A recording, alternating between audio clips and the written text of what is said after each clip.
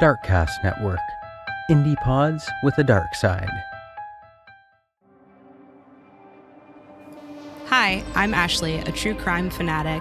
I'm Dan, and I don't know anything about true crime. Together, we host Fuck That, a true crime podcast that covers cases that highlight important topics that are often overlooked, such as wrongful convictions, domestic violence, and social inequities, sprinkled in with the occasional case with spooky themes.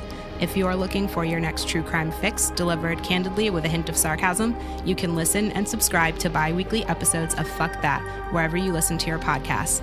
And don't forget to give us a follow on Facebook and Twitter at @FThatPod and at @FThat_pod on Instagram.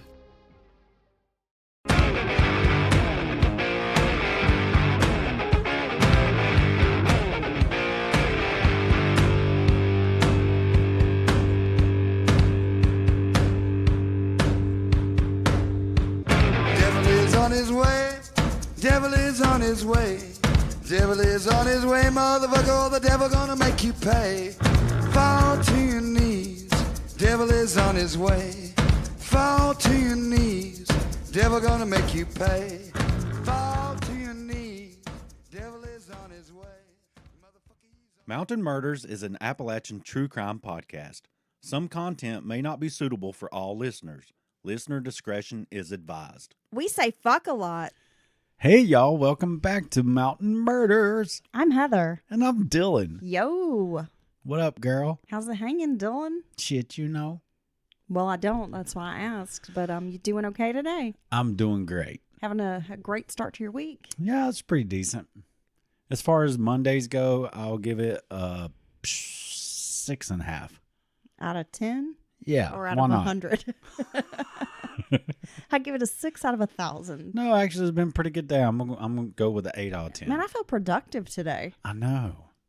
I don't like it. You know, that really lets you know you've kind of, we all go through periods when we're kind of being lazy, I think. I'll admit, I've been kind of in a funk. Yeah, me too. bit. A lot of stuff's happened and everything just kind of very meh, very middle of the road, not a lot of motivation. I fell out of my gym loop. I got to work on that. And I've already gotten fat again. So my kind of being less fat part of my life was very short-lived.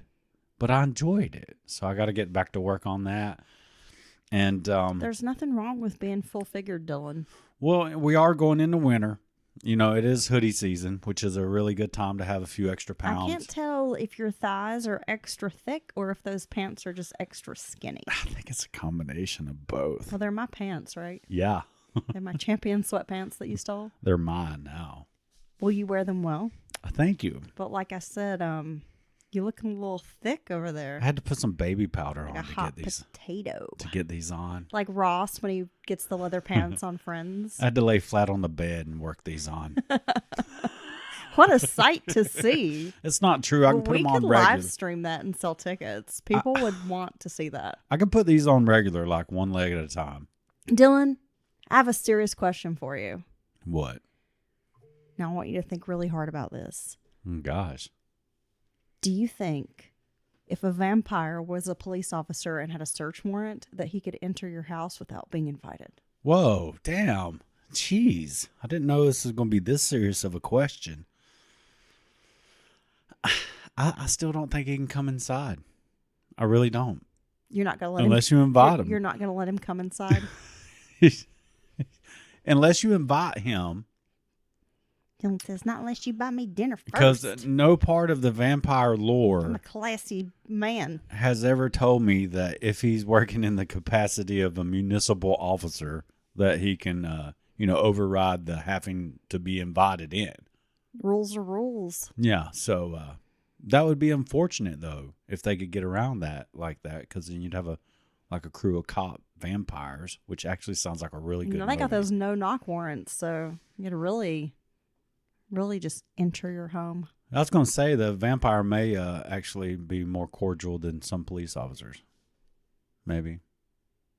Well, I'm glad you gave that some serious consideration. No, that was a mind question fuck. that's been weighing on me for about 5 minutes. Okay. Look, a question like that, you can't answer it just all. I will be thinking about that all day tomorrow. That was the point. and I will have a better answer. Look, Dylan, my purpose in life is to haunt your dreams. Okay? So I want you to think about it. I want you to carry it with you. Oh, I'm haunted. Here's something else to haunt your dreams, and then we'll get into our podcast. But, hey, we need a little banter to start, right? I found myself in this weird conspiracy rabbit hole that I am not sure I should have gone down Oh, this hole. okay. So you went down a strange hole. It's not the first time. Well, I was going to say. What are you saying? What are you saying then? What are you saying, Dylan? So what What was you going to say? What kind of hole were you in? Okay. So there's this conspiracy theory, I guess you could call it, or rumor, a blind item, Hollywood blind item, that there's an A-list celebrity who has, I guess, some kind of fetish. I don't know how else to say this without just being really gross. For fish. Oh. And has, I guess, gone into grocery stores and purchased a fish and then went to the bathroom and abandoned the fish after he did whatever. What, at the grocery look, store? Wait, just you're going to have to fill this out. can you just take a shot in the dark here, Dylan? Who is this celebrity? I'll give you some hints. He's not very tall. It's a Tom Cruise? Yes. Wait. Now, I need to know the rest of the conspiracy theory. So Tom We'll talk about this offline, but I'm just saying that if you want something that's just going to kind of like a worm that's just crawl around in your brain and rot it from the inside out, and you're not sure what to think about it, look up Tom Cruise fish lore. So, no, you can't leave the listeners hanging. We got to spend at least 60 seconds on this. So, he goes in a fresh... Look, I don't know. Just go. I'm telling you, Tom Cruise fish lore. That's all I'm going to say. Halloween is upon us. If you're looking for something that is deranged and is going to fuck you up, just look it up. Is there compelling evidence? Just go check it out, Dylan. That's all I'm saying. I mean, is it frozen or does it have to be wild caught? I need to know. Moving along. He has relations with the fish? Just moving along, Dylan. Is it consensual? I'm just trying to give you something exciting this week to fuck your head up.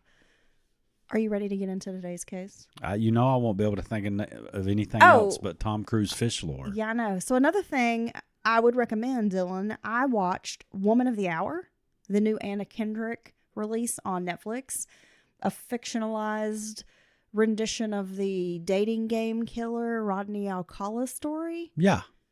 Pretty well done. I mean, they took some liberties with the story. That's what you were telling me. Some pretty significant liberties. They did. But overall, it's a pretty good movie, and I would recommend it if you're a fan of crime, true crime. You kind of like to watch that stuff. Go for it. Oh, okay. I'll check that out. You will? On my lunch hours. You should. Or my lunch half hour. I liked it. I thought it was pretty well done. Jeez. Let's get into this episode, this case. Let's go ahead and get started. Let's get on in there. Traveling up to Virginia. Shout out to our friend Allison. Hey, Allison. She actually lives in the town where the story takes place. Yeah, and congrats on your new job. Meghan Landowski was born on September 25th of 1991. She was raised by her mother, Angela, and stepfather, Chris Short. From an early age, Meghan had a passion for dance. She started taking ballet lessons as a preschooler. It's a pretty young age to start taking ballet. Oh, I bet them little kids are so cool. They are so cute. I remember my daughter taking ballet when she was maybe 3.5 or 4. And at the recital, she refused to dance. Right. And she cried before because she didn't want to go on the stage and had makeup just smeared all over her face and then refused to dance. And she just sort of stood there. And it was hilarious. I mean, at the time, I felt bad and wasn't sure should I make her go on. But then she kind of wanted to, but she was scared. But then she wouldn't participate. So you felt bad for spending all this money and she wasn't a very good ballerina. That's why. The little kids are funny. No, I love they to are. watch the dance and like the soccer. Well, it's they like run around. T-ball. No, it's so cute. That's when they hit the ball finally. They've been swinging at this stationary ball for all this time. They finally hit it, and then they run the opposite direction. It's adorable. They run towards third. It's really adorable. But you know what, Dylan? Megan had a talent for dance. She was a gifted dancer that was accepted into a prestigious performing arts program at Churchland High School in Portsmouth, Virginia. This was an excellent opportunity for a dedicated young performer like Megan. A petite girl, she floated across the stage. That's how folks described watching her dance. And she was she definitely had a dancer's body, just a tiny little thing. And I kind of like that. Floated across the stage. Well, yeah, it sounds like she's full of grace, and kind of some people have a natural abilities for things like that. I don't. No, I can't dance. I couldn't dance my way out of a wet paper bag. I took dance lessons as a kid, and I was horrible. I'm like a buffalo traipsing around. Like, it's ridiculous. A little tiny buffalo. That was bad. I'm very uncoordinated. She seemed most joyful when she was dancing. She had a large circle of friends, and people described Megan as living to make others happy. She was a people pleaser, went out of her way to make sure everyone was having a good day, having a good time, very attentive to her friends. She also had a great sense of humor. And according to friends, everyone liked being around Megan. She was affectionate, always hugging the people she loved. Kelly Derrick said that Megan was a great ballet dancer. And ballet is one of the most rigorous forms of dance. Megan had what was considered like great ballet feet due to her arches. Megan called them banana feet. Oh, so she had in the point shoes. She had high arches? Or is it just her toes? I suppose maybe the high arches. I have really high arches. And didn't help your ballerinas. Well, no, it doesn't help that I'm just very uncoordinated. But with the high arches, there are times when I like struggle to find comfortable shoes, and I had to get a special waiver when I joined the military at MEPS because of my arches. Really? Yeah, like you have to get like waivers for certain things, and of all the things in the world, they were like. They almost were like, well, we don't know. Should we let her in? I guess it's the equivalent of having like really flat feet. Yeah. So I've heard of flat feet. Weird, right? Yeah, I've heard of a old flat-footed bitch. Banana feet. I've heard of banana hands when people have those really big weird fingers. Oh, big sausage fingers? Banana fingers. And then their hands just look like stalks of bananas hanging. Well, don't make fun of people with big fingers. Are you... We're trying to be all-inclusive here in the Mountain Murder Studio. There's somebody, we have a listener out there gripping their phone with these big sausage fingers, like feeling bad now. Listen, meat hooks, I'm going to make fun of you. Megan made jokes about how her balls hurt, meaning the balls of her feet, and it kind of became this inside joke among the other dancers. And I think it was kind of considered a racy joke because, you think of ballerinas kind of prim and proper. And then here's Megan making jokes about her balls hurting. My balls are aching. Who doesn't love a good ball joke? That SNL skit, the sweaty balls, classic. Never gets old. Megan's mother, Angie, worked at a construction company while her stepdad, Christopher, was in the U.S. Navy. Despite being Megan's stepfather, he considered Megan his child. She was protective of her two siblings, her younger siblings, Elizabeth and Corey. Considered the comedian of the family, she was animated and never stopped talking. Her mother said they once asked, "Can you go 5 minutes without talking?" and timed her. It didn't work. And Megan proved she could not. She could not go 5 minutes without talking. Chris called her the boss of the family as she was always making plans and telling everyone what to do. Well, and I think that's the best way to, you shouldn't strive to replace the parents as a step parent, but I do think it's very healthy for you to almost like take someone, the stepchild under your wing and consider them like one of your kids in a way. You know what I mean? I think that's very healthy. Don't you? They seem to have a really close relationship. And I didn't find a lot of information about Megan's biological father or how long Chris had been in her life.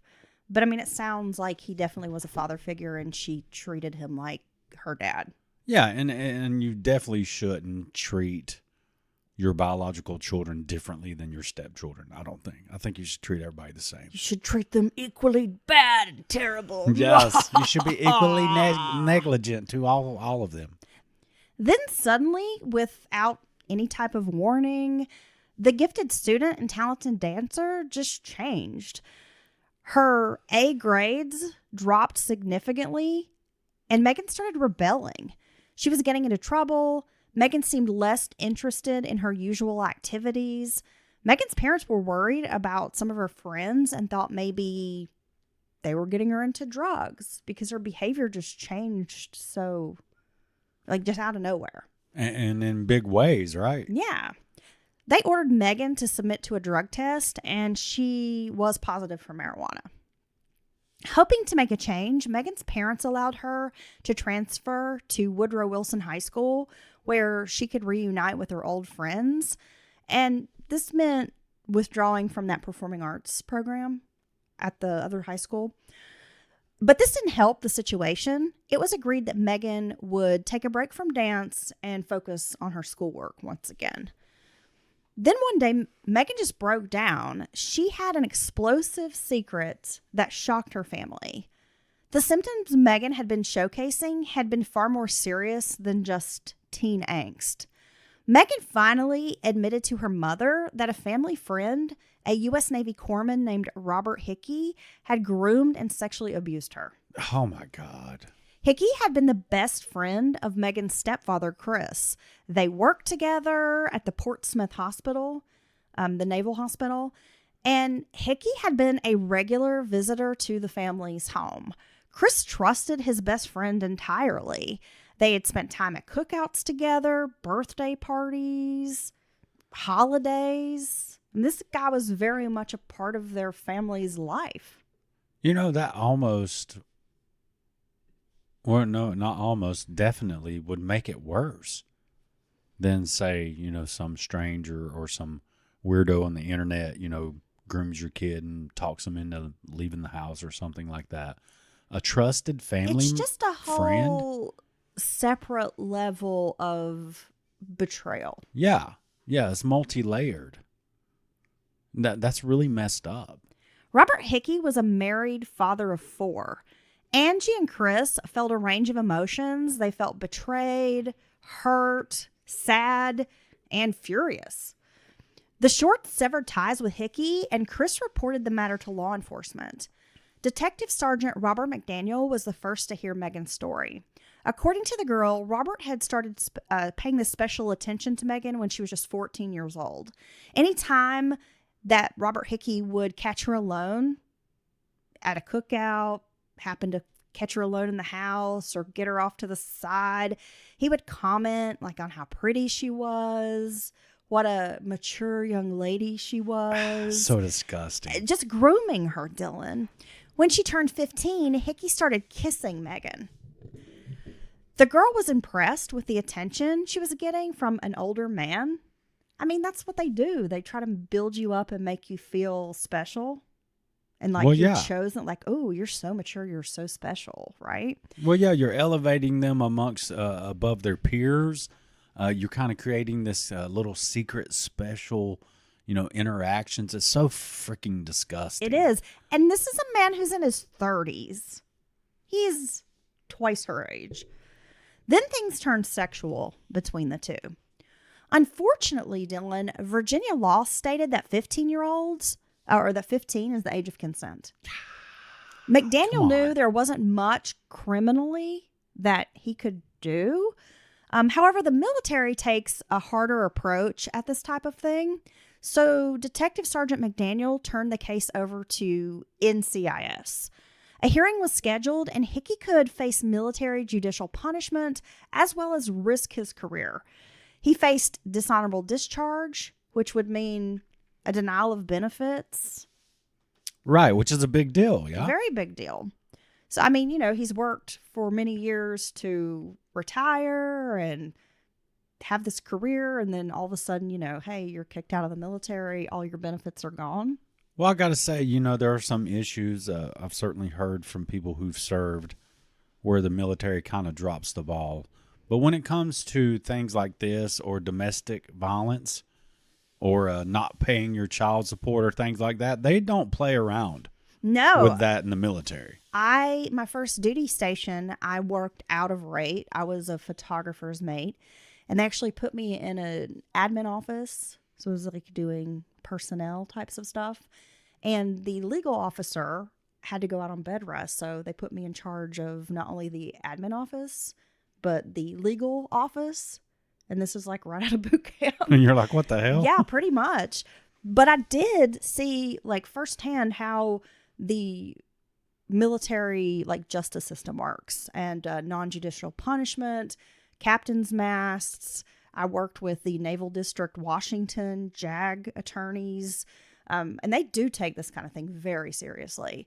And in some ways, the military will dole out like better punishments, if that makes sense, because they're more harsh Or more appropriate.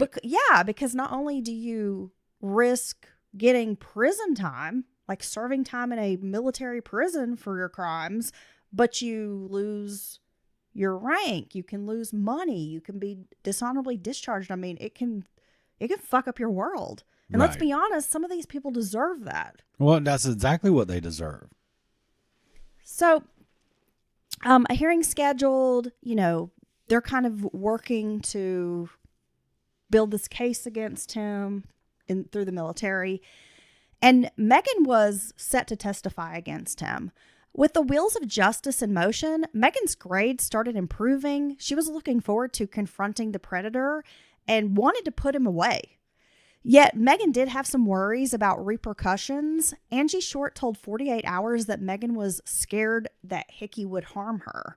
By the time NCIS had concluded their investigation, he still hadn't been arrested. While awaiting a probable cause hearing, this guy was still working his job at the naval base. Well, and that's one, I don't know if you'd call it a problem, but that's one of the differences when this type of thing's going on. You have the internal military thing working through its own system, but then the person is not in jail. They're not, locked away. They're not out on bond. All the things that come with in the private or in the public sector, rather. That's kind of weird. You know what I mean? He's still It's almost like they're really following the rule, innocent until proven guilty. But, that's got to make the victim nervous. Yeah, but, I think about this. You have a guy who is accused of being a sexual predator, and he's in a position like being a Navy corpsman. I mean, that's a medical position, typically in hospitals. And there are female patients who are being seen by this guy or being treated by this guy, not even knowing that he's a predator. I mean, I just think that's really messed up. No, it is really messed up. Thursday, April 10th of 2008 was an early release day at Woodrow Wilson High School. It was a half day, so they were dismissed around noon. And that's around the time that Meghan left campus and headed directly to her family home in the quiet Simondale neighborhood. Meghan dropped by a neighbor's house for a few minutes, just kind of hanging out and saying hello. She made some comments about how she was going to go home and make some macaroni and cheese for her little brother. Guess he was going to be home soon from school. Or, was saying she was going to make him mac and cheese when he got home from school. Then she placed a call to her mother when she got home saying she'd arrived safely. There was some evidence that Meghan had made a sandwich for lunch. Around 4 p.m., Chris Short pulled up at the family's house. Meghan usually greeted him, but not this time. What Chris found inside the home was straight out of a nightmare. Meghan was lying in the hallway, face to the floor, naked from the waist down in a pool of blood. Oh, my God. Her hands were bound with duct tape. With that much blood, Chris knew his stepdaughter didn't survive. He immediately called 911 and said, quote, "There's blood everywhere. I'm standing in it right now." Damn. When police arrived at the house, they could see Chris was in shock standing outside, just unable to comprehend what he had seen. He was almost in a trance-like state. Angie had a coworker drive her home, And Chris was doing everything he could to like keep her from going in the house. Like he did not want her to see Meghan in this state. No, I mean that's just horrible. That's horrible. That and that goes on to be your last visuals of your loved one. You know, I don't know how someone can live with that. Well, and when Detective McDaniel arrives at this crime scene, he's automatically like, wait a minute, this is familiar to me, like this house. And it doesn't take him long to realize this is Meghan Landowski. He was the officer who took the report about the molestation a few months earlier. He said, quote, "As far as bad cases, gruesome cases, this is the worst." Some officers called it the worst crime scene they'd ever attended. Said, quote, "You can't get it out of your head. You just want to go home and hug your kids." Blood not only pooled on the floor, but there was spatter on the walls and furniture. There was a mountain of evidence, including DNA, 121 fingerprints and footprints, and this included like bloody shoe prints. The print was a Nike Air Force, like a Nike Air Force One, I guess they're called. So pretty popular shoe. There was suspect's blood on the sink, a doorknob, a leaf from a shrub outside was found in the blood and also had DNA on it from the suspect. Oh, wow. And along the edge of a tape dispenser, there was also DNA found. 2 knives had been taken from the butcher block in the kitchen, and one was in the sink, like someone had tried to wash it or clean it up, but the second knife was missing. Crime scene investigators thought the leaf on the floor suggested how the killer had gotten inside. They found a bush under a window. It was actually the window to the parents' room, to Angie and Chris's bedroom, and that window was unlocked. So they imagined that the killer entered through the unlocked window, and that's how this leaf from this bush ended up like on this person's clothing.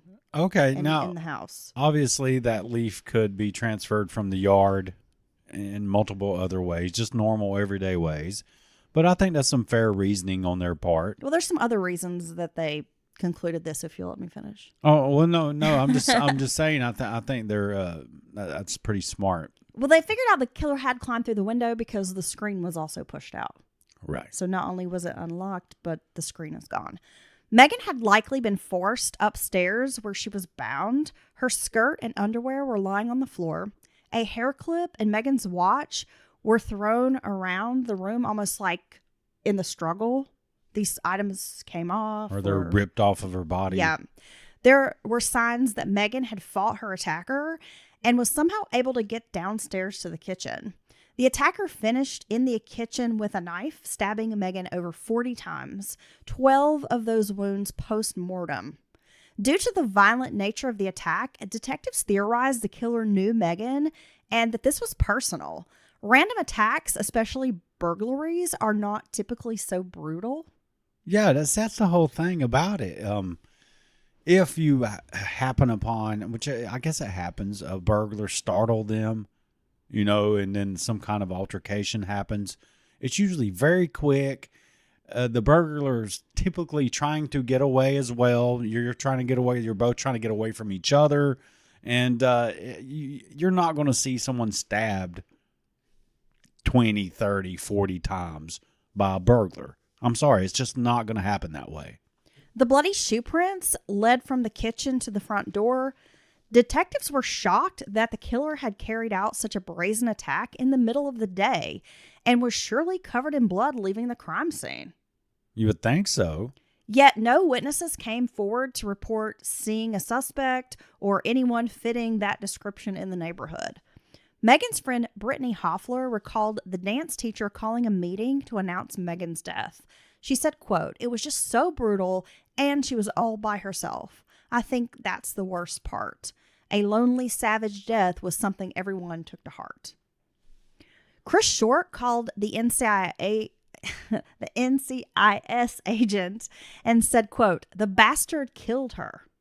So right off the bat, Meghan's family, they're wasting no time offering up a suspect, Robert Hickey. Well, how could you not, honestly? I mean, I think anyone in this situation, these set of circumstances, that would be your first thought. for her to be brutally attacked like this.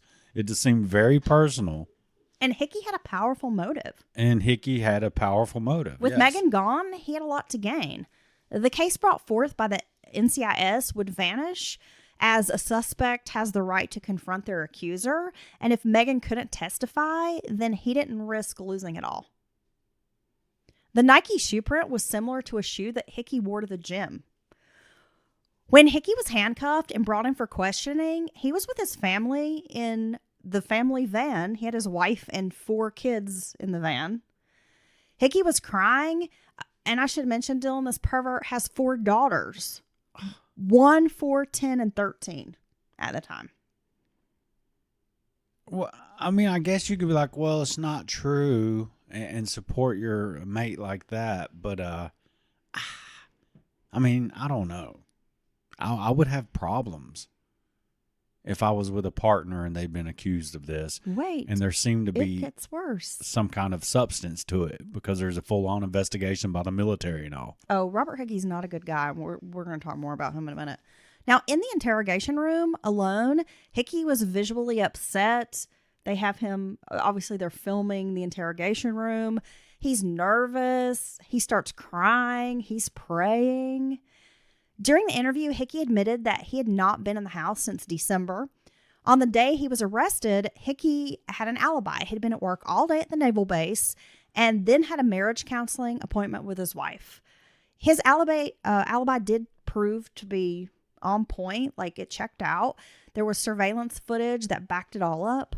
Still, detectives wanted to check those Nike sneakers just to make sure. He told them, oh, they're at home in my garage. Nowhere to be found. So, again, this is a red flag. The Shorts still thought, even if Hickey wasn't directly responsible, that he had hired someone to kill Meghan. Yet a deep dive into his financial record showed no evidence of money being pulled out, like to pay someone. There was no way that he had money to hire someone to do this. Right, they're not seeing thousands of dollars be moved or taken out of an account. Detectives also noted he did seem to have grief over Meghan's murder, which was genuine. Like, he was distraught. Hickey also didn't immediately lawyer up. He cooperated fully and offered up a DNA sample, like right off the bat. Oh, okay.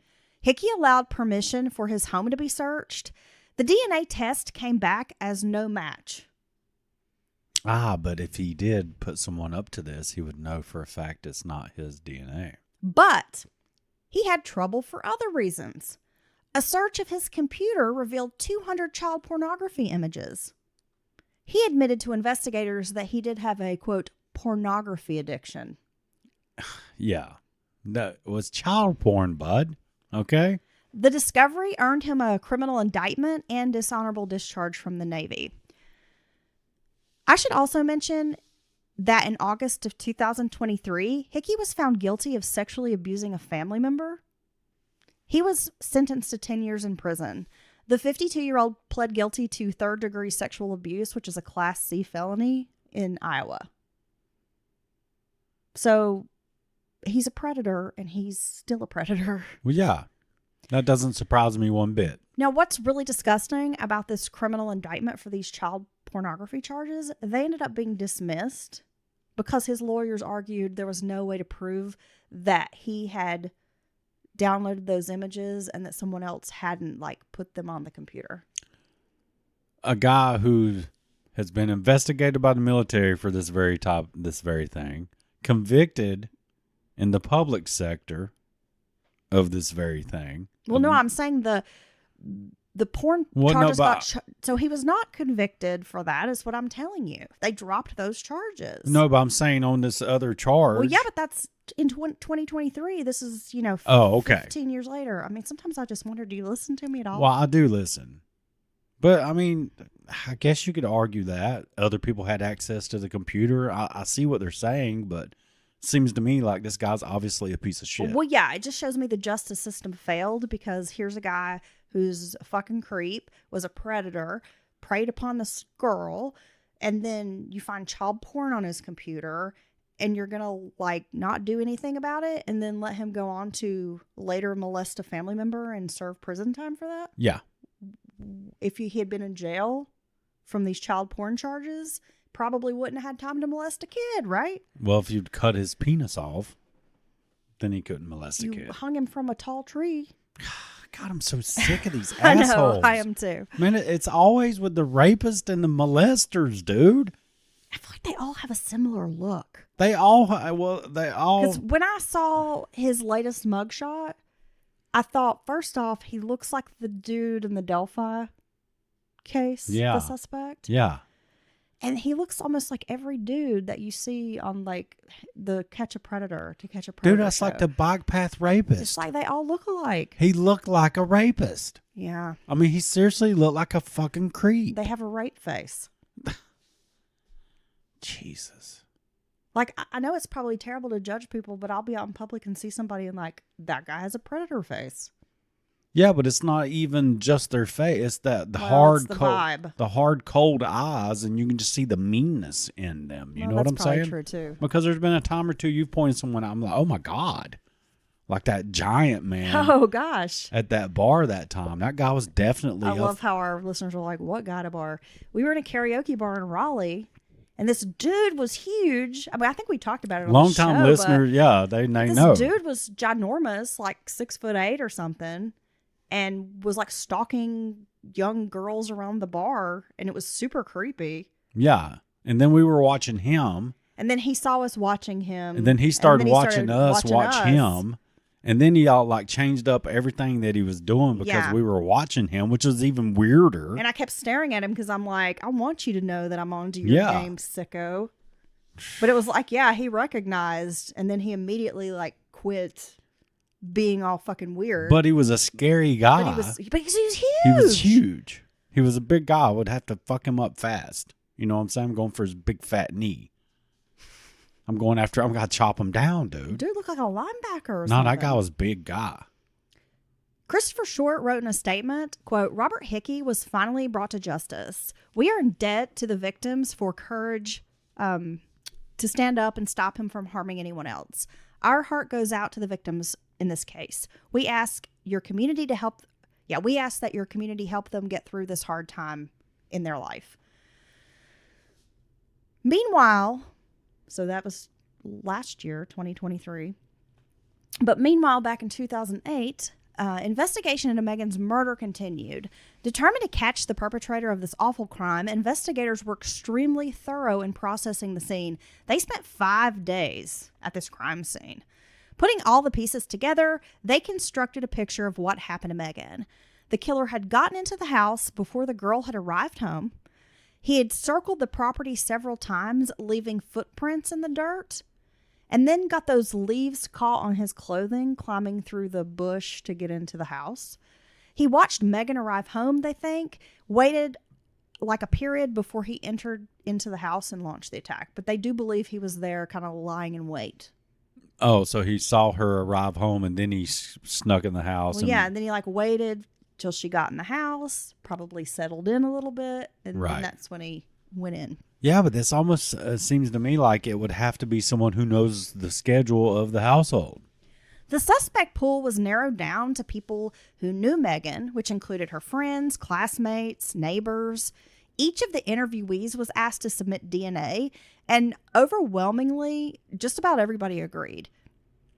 The investigators ended up testing over 80 DNA samples.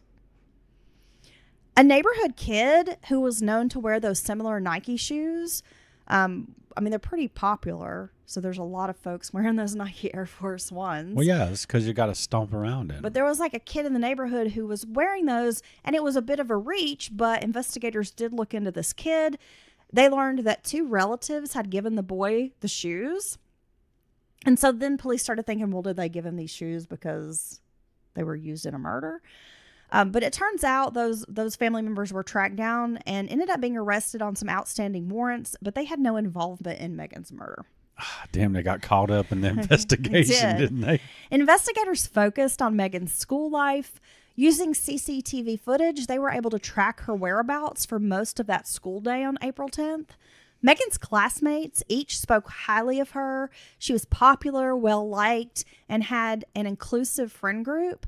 People said Meghan would hang around with just about anybody and didn't stick to like a specific social circle. Like she was a social floater among the groups of people and was just like friends with everybody. How do you feel about CCTV in public?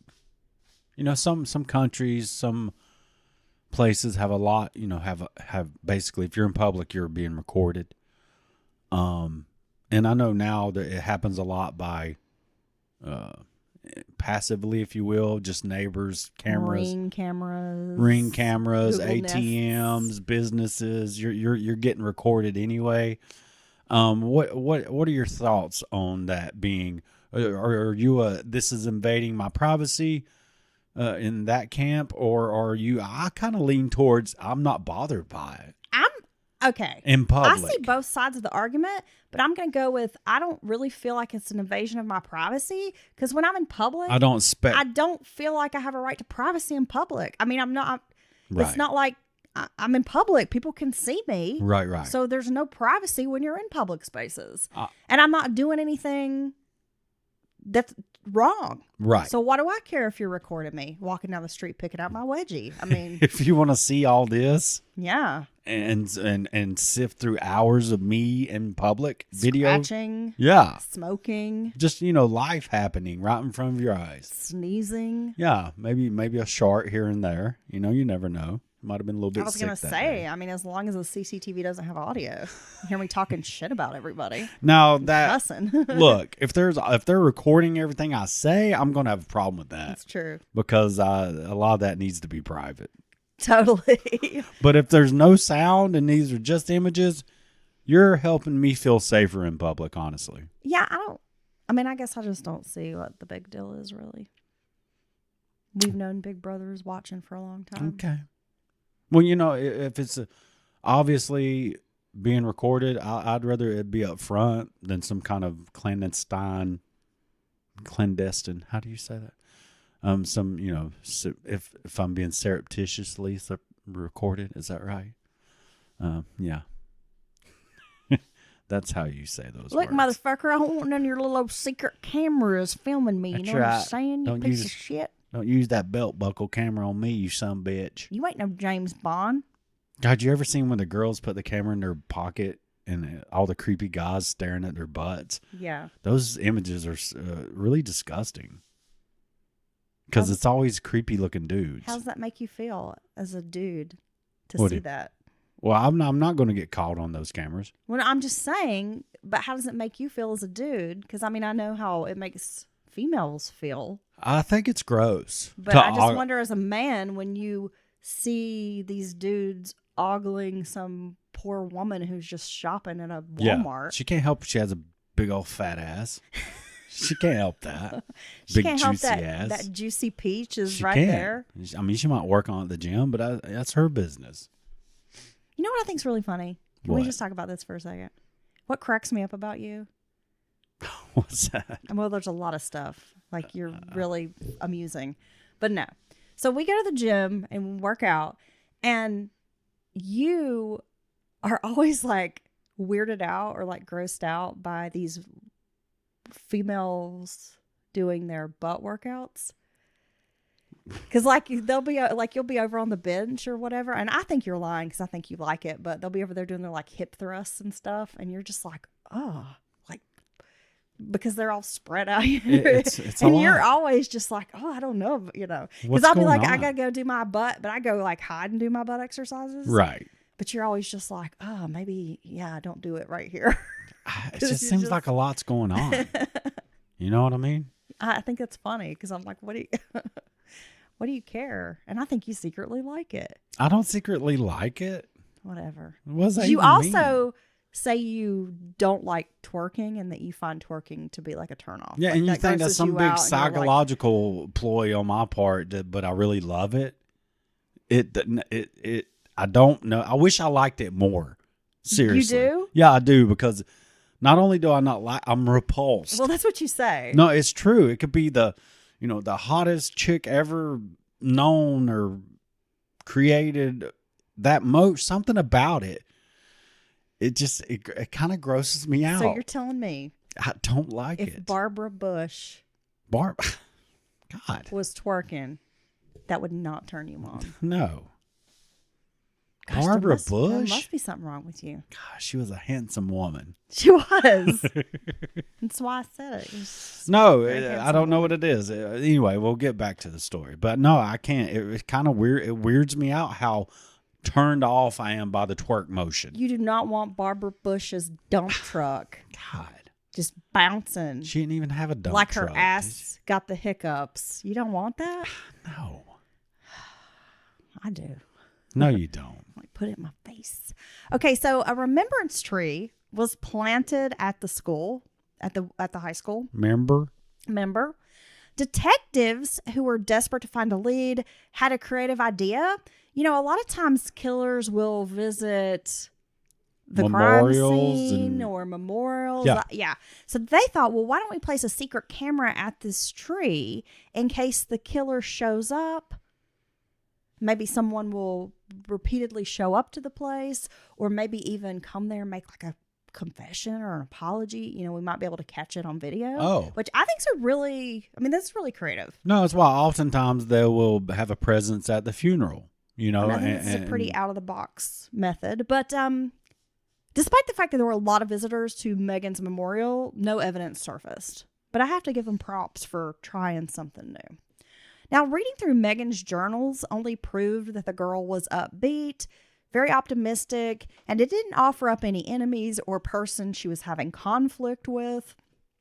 Her MySpace and Yahoo accounts were scoured. They were looking for any clues or information that might help. Like, did Meghan have a secret boyfriend, or did she have beef with someone at school? Nothing. A boy named Donald popped up on police's radar.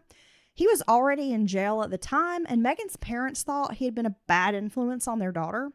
Donald told investigators that he and Meghan had dated briefly, but of course her parents didn't like him, so it didn't last very long. He said, quote, "I loved her to death. She was my little angel." But Donald said he didn't know anything about Meghan's murder. He swore the only details he knew about the murder were public information, stuff he'd read in the newspaper, and he agreed to give up his DNA, which also proved to be no match. Law enforcement was meeting every day for months working on Meghan's case. Investigators asked, like, what else could these forensics tell us? Because we've got all this DNA, we've got fingerprints, we have all this evidence, but we still can't find a suspect. Well, yeah, I mean, that's the problem with the DNA is until you have someone's profile to compare it against, it really, doesn't do you any good. Well, Dylan, this is what they came up with. At the time, ancestral or biographical DNA was relatively new, but it could help narrow down a field of suspects. They decided to submit the DNA. The killer's DNA came back as 72% sub-Saharan African, which meant that the suspect was African American. Oh. With this information, investigators revisited their files. Well, he's mostly African Well- American, 72%. He's going to identify as a black man is what I'm saying here, Dylan. Okay. It's a black man It's a black man. or an African American man, whatever you A want to say. sub-Saharan. Yes. Yes. With this information, investigators revisited their records. They realized that Meghan had been a student at Tiger Martial Arts Academy. It was a black-owned business. Everyone at the school agreed that they would submit DNA testing, and they were more than willing to be eliminated as suspects, so they were able to rule out this group of people. Let's see. There had also been a teen center at the naval base where Meghan liked to hang out sometimes. She had a special friendship there with a black male counselor. Following up on every lead, law enforcement questioned him. However, he refused to cooperate. He would not agree to a DNA sample and told investigators that he did not trust the police. With his attitude, investigators placed him on pretty high on the person of interest list, because up until now, everybody's been really cooperative. Yeah, and I could. I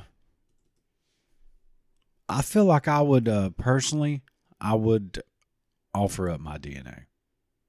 if I was asked. For one, I'd be like, oh man, I'm getting to be part of a murder Well, I think most investigation. people would want to be helpful and would also want to clear their name. Right. Like, I had nothing to do with this. And there's no better way of doing that than just, hey, being fully cooperative. But I get it that some people do just have basically a mistrust of authority and the police, period. And certainly there have been in the past people, typically black people in our country, who've been railroaded by the justice system. And that's a real thing. And it's happened to this day. I mean, every other week it seems like there's somebody exonerated through DNA typically, or new evidence, that's been, in jail for 30, 40, their whole fucking life. You know what I'm saying? Wrongfully convicted by eyewitness testimony. Eyewitness testimony is not the best. So, I mean, that's not automatically going to make me say, hey, this guy's some kind of monster. He's hiding something. You see, I guess that's my point. Right. But at the same time, in my mind, I would want to be helpful. And like you said, it's the quickest, easiest way to clear your name off the board so they don't waste any time on you. The folks at this martial arts studio, I mean, investigators are like, hey, we have to come to you because obviously the DNA suggests this killer is a black male. Right. You guys own the business. It's a black-owned business. As much as they probably didn't want to be like, hey, we have to profile you. But those folks were like, yes, sure, please. Like, we want to help catch who did this. Right, Absolutely. because they knew of her and, they probably Well, I think, like I said, most people were very cooperative and willing and offering to submit DNA even when they weren't asked to. I mean, that's how they ended up with like 80 samples of DNA in this case. But now I could see from the investigator's point of view, hey, everyone else, not just one person, dozens of people have been like, yeah, sure, no problem. And then you got this one guy who is a black man, all of a sudden uncooperative. So I'm sure that raises up their interest or raises up their antennas. Well, on the day that this fellow was scheduled to come in for an interview with police, he just didn't show up. But we know looking guilty and acting guilty does not make you guilty. Law enforcement was able to swab his car door, like the handle. Oh. Secretly. I didn't know they could do that. Yeah. I mean, I thought that would be your property and well, the outside of the door. No, they can. It's just like when you throw your cup down, they can pick it up. Well, I mean, I understand that. They can swab your door handle, Dylan. Oh, well, maybe I'll just quit touching my door handle. So they kind of did this whole, little secret Smurf thing and got his DNA. And guess what? It didn't match. It did? It did not. Oh, it did not. So he just didn't want to. He just didn't want to cooperate. He just didn't want to fuck with the police. Now, after months with no movement in this case, investigators began to suspect that Meghan's killer was hiding in plain sight. NCIS asked a forensic psychologist to come up with a suspect profile. The profile suggested the assailant was a teenager, probably a schoolmate of Meghan Landowski. The suspect was either a classmate of Meghan's or maybe attended a different school, but like somehow knew her. Right, through social somehow circles. In this same age group. And that they had either been absent from school the day she was murdered. If she went to school with this person, they obviously had the 12 o'clock dismissal. Or that this was a person who was a dropout, and that's why they were out of school on this day. Okay. And they could gain knowledge of your schedule from just being friends or schoolmates. You may talk about, hey, when I get home, my parents aren't there, or, blah, this and that. So, okay, that kind of makes sense. 5 months had passed with nothing to show for this massive investigation. By August, law enforcement felt they had tapped every possible lead at Woodrow Wilson High School. Now they were planning to question students at Churchland High School, where Meghan had attended her freshman year.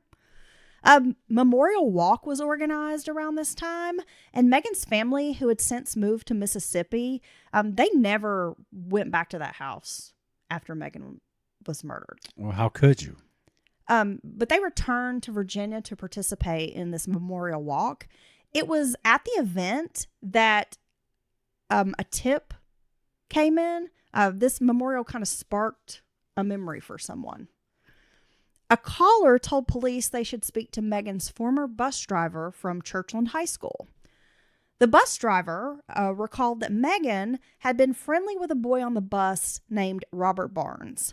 However, the bus driver could see Robert Barnes was much more interested in Meghan than she was interested in him.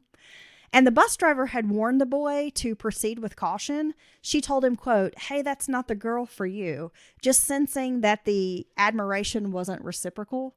And so, this lady's like seeing him pining over this girl, and she's just like, that's probably not the girl for you. Like, She's not that into you. yeah. And she Right. just didn't want him to get hurt because he was a sweet kid. Now, Barnes lived near Meghan and sometimes walked to her street to catch the school bus. Other friends on the bus had teased him about having a crush on Meghan. Barnes had even been to Meghan's home a few times to study and hang out. Robert Lee Barnes, who was 17 at the time, was a violin prodigy. He had attended the Governor's School for the Arts and was a candidate for Juilliard. Oh, wow. Yeah, like super talented guy. He had no criminal record and had not even shown up on police's radar. Meghan's parents told investigators they had a favorable opinion of Barnes. They called him articulate, bright, and respectful. He did not sound like a strong suspect for a frenzied knife attack. When officers spoke to Barnes on October 1st of 2008, he was affable and chatty, showing no hint of nervousness, even when asked difficult questions. When they told him they would like him to provide a DNA sample, Barnes told investigators that he wanted to check with his mother first, which is understandable. He's a minor.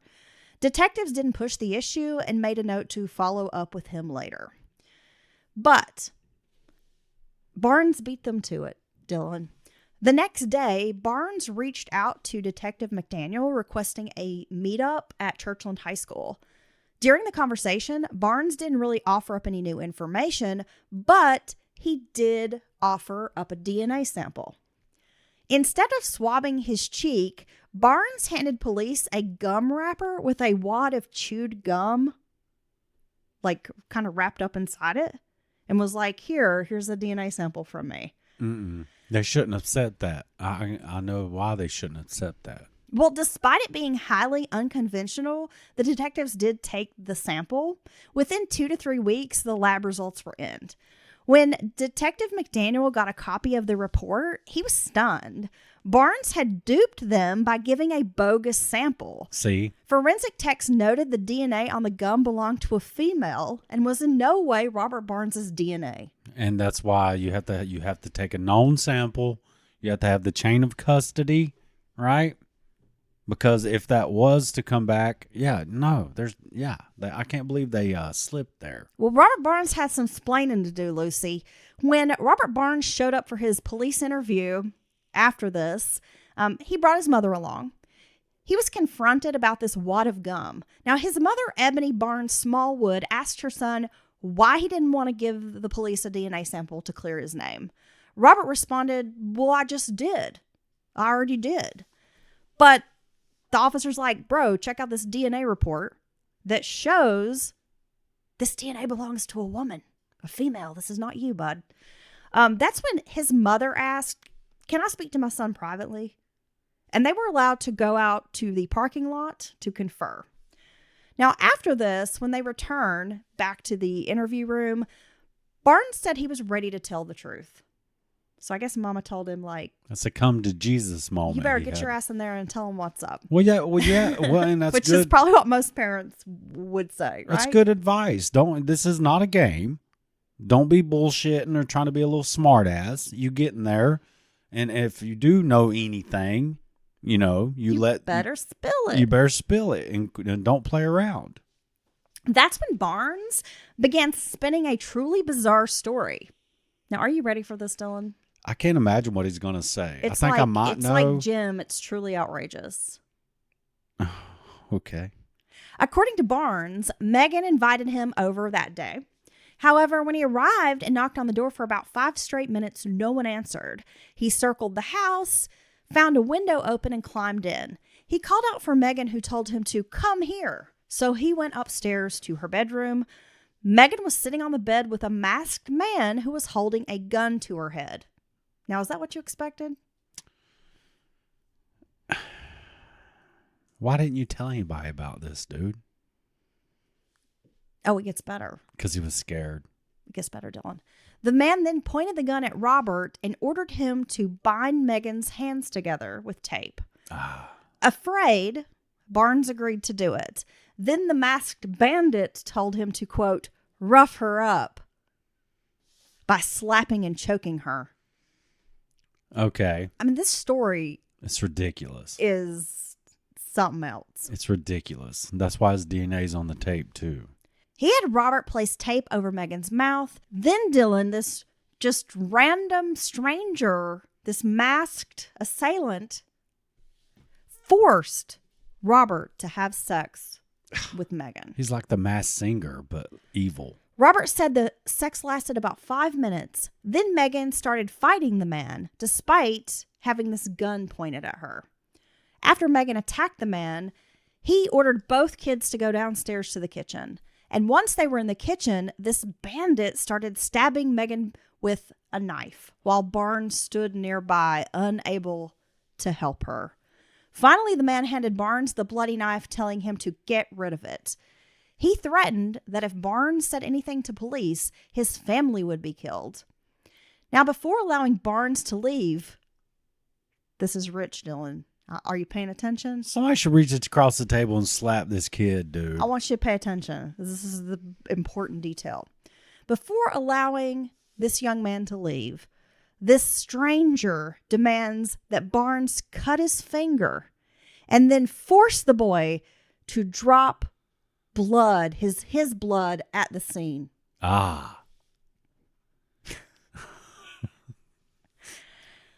I mean, look. I hate to laugh. This poor girl. I mean, this is just a fucking terrible story. But this dude's a dumbass. No, this is stupid. Like, what is your deal, dude? No, and if this is what, when we went back inside, this is what my kid laid If I was his mama, I would smack him upside his head. Oh, my God. I would be like, I'm embarrassed that you're this stupid. Yeah, seriously. And that you're not, I haven't taught you to be a better liar than this. This is almost worse than you confessing to everything. This is just dumb. The fact that you think anyone's going to believe this bullshit. So ridiculous. Well, a terrified Robert ran down the street and tossed the knife into the sewer drain about 100 feet away from the house. Robert's interview with police lasted about 5 hours. He also told police that he went home, cleaned up, bandaged his hand, and went to orchestra practice that evening. He tried to appear normal because of fear. After describing what had occurred to detectives, McDaniel told Robert Barnes his story was unbelievable. Yeah. Now that Barnes had confessed and provided a suspect, this masked man, now he's more willing to give up a DNA sample. Now that you know the truth. Yeah.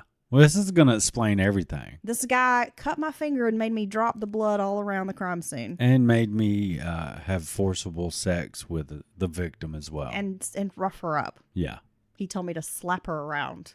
Oh, God. That's when Smallwood, Barnes's mother, asked investigators, is he under arrest? She's over it. That's when she told her son, like, just stop talking. Don't say anything else. Yeah. Just stop. Yeah, I know earlier I told you to talk, but it's not working out because this is the dumbest shit I've ever heard. I think at this point, she's thinking, like, I need to be on the phone with a lawyer. Yeah. Like, Mama knew this is not the truth. You're not going to talk your way. This is not going to work. Well, that's when another officer steps in this interrogation room and immediately arrests Robert Barnes for murder. The DNA did prove to be a match. And although his DNA and fingerprints were found at the crime scene, there was kind of a split among community members, Dylan. Racial issues surfaced, with some Barnes supporters suggesting that there was a, quote, rush to judgment because he was a young black male and the victim was a young white female.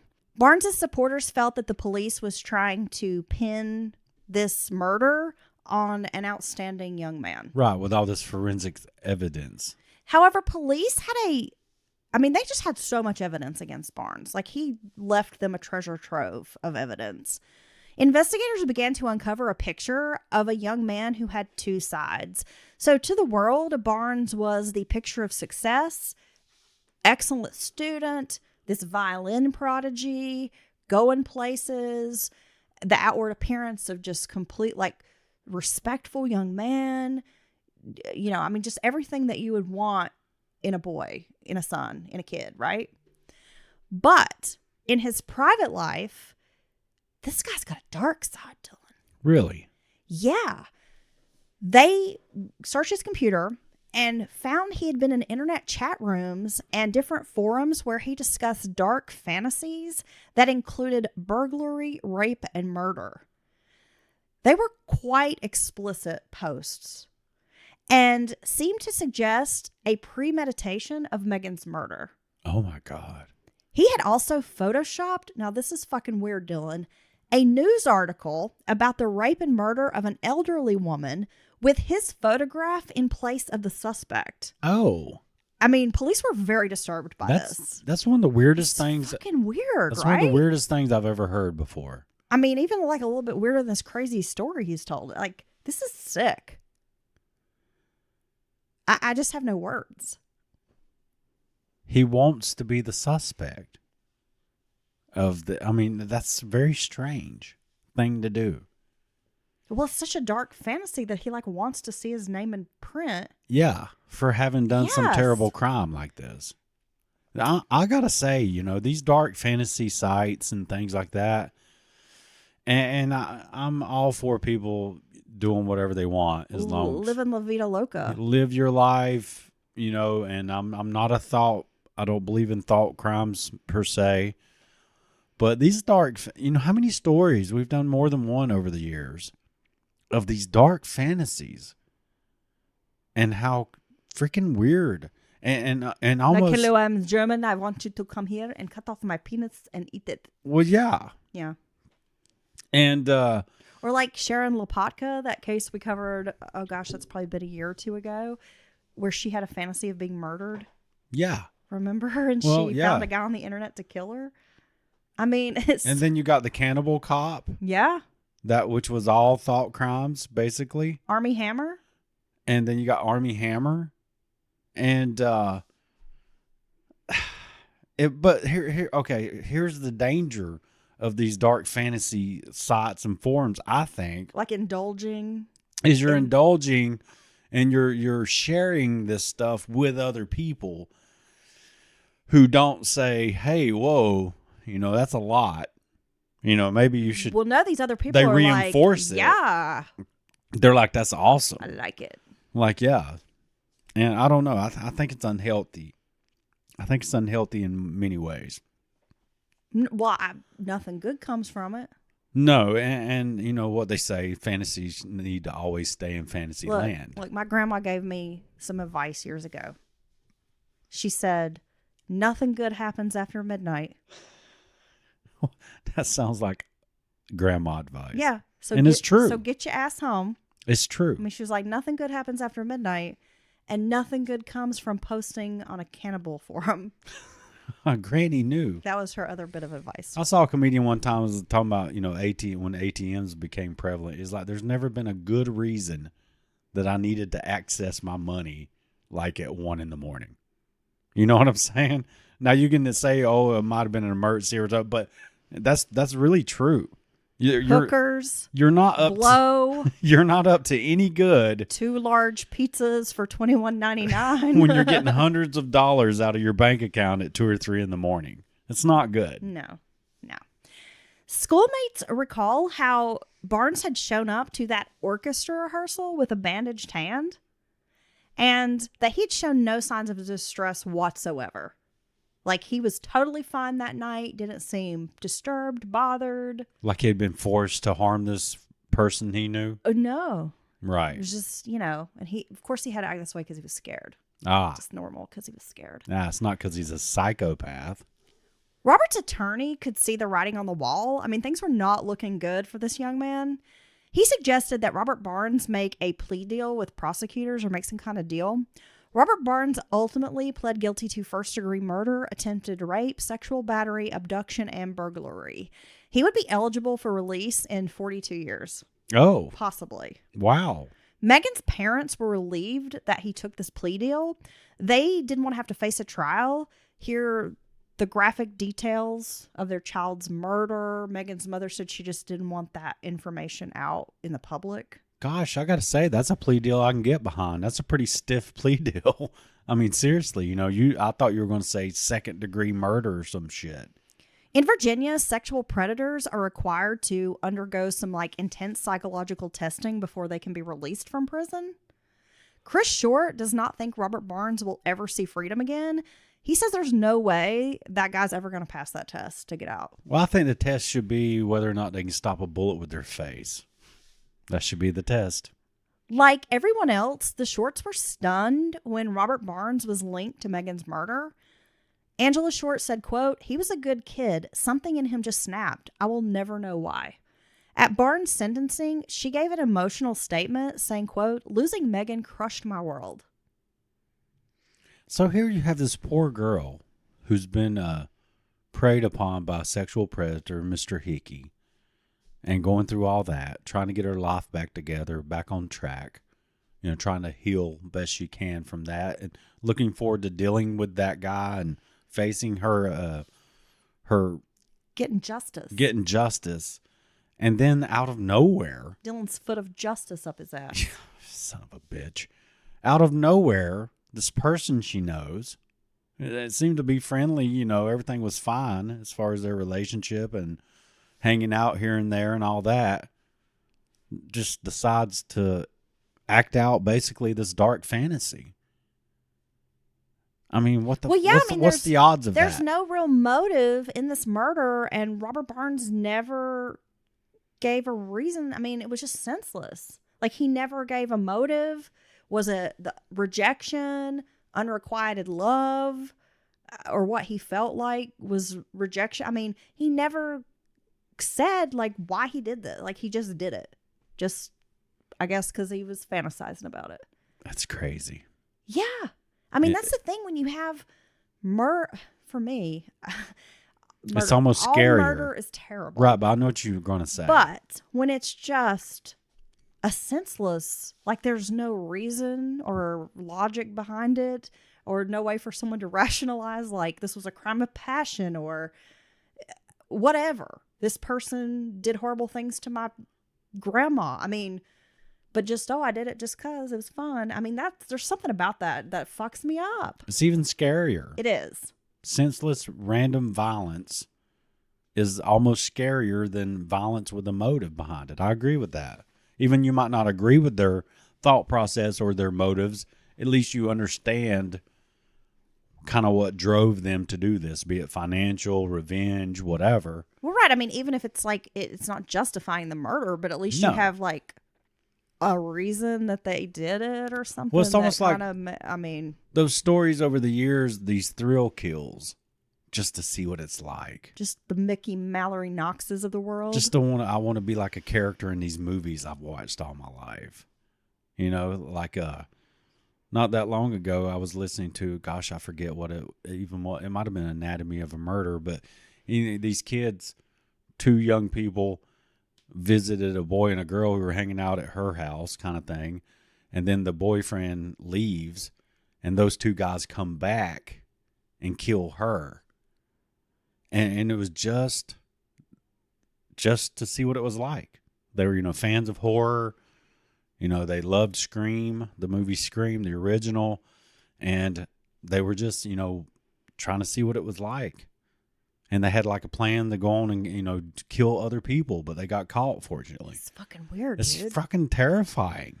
Robert Barnes is currently incarcerated at Lawrenceville Correctional Center, and I think it's 2045 or something, when he's, it's quite a while away before he's eligible for parole. No, but he was a young offender, so, he could potentially get paroled. This case is so weird and disturbing, and one of the investigators believes that they were able to catch a potential serial killer early on. Yeah. Just after all the things they discovered on his computer and this terrible act of violence, just the gruesome murder, they think he really would have maybe gone on to do more things like that. I agree with him. It's quite possible. So it's definitely a good thing this guy's behind bars. He needs to stay there. This story, I remember when this story happened. I actually lived in the Norfolk area in early 2008 and like moved right before this murder happened in April 2008. And I remember this news story and just being blown away by it because it was so horrible. This poor young girl. And not having a suspect and these investigators trying to figure out like who would do this. I mean, because it was just so terrible. And then you find out it's your friend, like someone that you hung out with and had in your home. And that's crazy. I mean, from the parents, it's just heartbreaking. From the parents' perspective, you know, this horrible thing's happened. They're digging, you know, they're asking everyone, all these samples being tested, and then to find out it's somebody you've had over at your house. And her friend Brittany Hoffler made the statement about how sad it was for Meghan to die like this, just alone and in this this horrific way or whatever. And that really like stuck out to me to think, yeah, I mean, she's a child. Yeah. And no one deserves this. It's terrible. All right, Dylan, thank you for sitting down with me to talk about poor Meghan. Poor Meghan. Thank you for that story. I wish it didn't exist for you to tell. If that makes sense. Yeah, but you know, it's important to tell Meghan's story. No, it is. To keep her memory alive. It is. Because she was such a light, I think, to a lot of people. It's always the good ones. Well, yeah, I mean, just a good friend, really talented girl. And that's, you know, what's so sad about this, Dylan, is what would she have become? Like, who would she be now? There's no telling. And she would have been a survivor, obviously, of the other predator. But I think she definitely could have got back on track and healed the best she could and had a great life. And probably then here you touched got other people's lives. Robert Barnes also, I mean, he just threw his life away. Not only did he hate Meghan's life, but, well, he's in jail now. And this was a kid who was on the track to like really be something like spectacular. I mean, talented violinist, a shoe-in to go to like one of the most amazing performing arts schools in the world, Juilliard. I mean, this guy could be playing with some, you know, London Philharmonic or something. I mean, it's just like, wow, dude, you really fucked up your life. Well, I guess it just goes to show you that when people have these this dark side, this hidden side of themselves, and they give into that nothing good can come of it. Just damn. like nothing good comes from staying out after midnight or being uncannibal for him. Well, now, look, I've had some fun times after midnight. So I don't know about the cannibal forums. I think your granny was right about that. But, I mean, something good can come after midnight. Yeah, I think that's how you ended up with a few kids. His name's Dylan. Oh, gosh. Only if the conditions are perfect. The conditions have to be perfect. Well, yeah. I mean, be I honest. don't want you to do anything weird. There has to be like the right lighting, the Yeah. right mood lighting. Mm-hmm. No, don't make any any false moves. You know, nothing weird. Yeah. Okay. Well, Dylan, it's always great to learn these things about you. Yeah, People love when you get up close and personal with them. and I love them for listening. You just want to give them all a big kiss right on the mouth, don't you?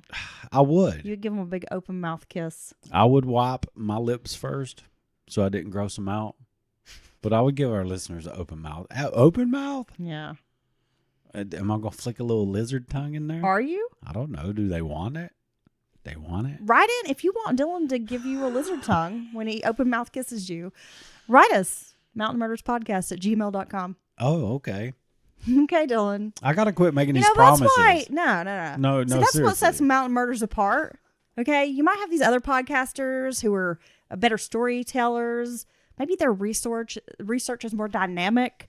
The hosts have better personalities than us. But I guarantee you, none of those fancy podcast hosts are going to open mouth kiss you and possibly flick their lizard tongue in your mouth. Only Except for Dylan. Or You're only getting this kind of attention, this special one-on-one attention from Mountain Murders. it's true. And obviously But only seeking consent. I was going to say, but only if you give Dylan consent first. Yes. And he will have you sign an NDA. And I will also check and make sure you're okay while it's happening. And he may bring a bottle of baby oil. He's not sure. Whoa. Oh, sorry. Is that too far? I got to quit making these promises. Somebody called me the other day of a very old promise I made about if you join Patreon, I would mow your grass and rub your feet. At some point, I said that too. And they were calling in the markers. A listener was. So either I got to put up or shut up. Put out. Yeah. Put out or get out, Dylan. That's right. Okay, bye. Bye. Go brush your teeth before Okay. you kiss anybody. I'm going to go clean my lips. Bye.